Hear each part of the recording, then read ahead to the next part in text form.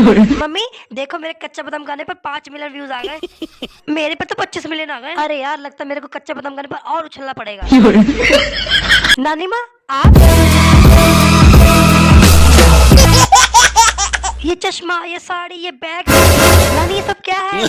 अरे ये नानी की नई ड्रेस है। नानी इंस्टाग्राम पे बहुत पॉपुलर है, बहुत वीडियो बनाती है नानी। नानी की सारी वीडियो वायरल होती है। और आज तो कच्चा बादाम पे बनाऊंगी। Oh no, oh yes. जरा सुनिए बहन जी, यहाँ केला कहाँ मिलेगा? और तेरी बहन का माँ का कच्चा बादाम दिखता नहीं? तो ये लड़की हूँ मैं, बहन होगी तेरी माँ। I am so sorry. Sorry वोरी छोड़, ये बता कौन सा केला चाहिए, लंबा या मोटा? और लॉन्ग मतलब लंबा, वो भी 2 किलो। है ये 2 बार क्या बोल रहा है? लंबा लेगा लॉन्ग बोलेगा? एक बार बोल। लॉन्ग, लॉन्ग माने लंबा। लॉन्ग तेरे को मिल जाएगा, 100 का 2 लगेगा और 50 के 4। 5 रुपए दे, सब दिखाती हूँ। क्या बोला तूने?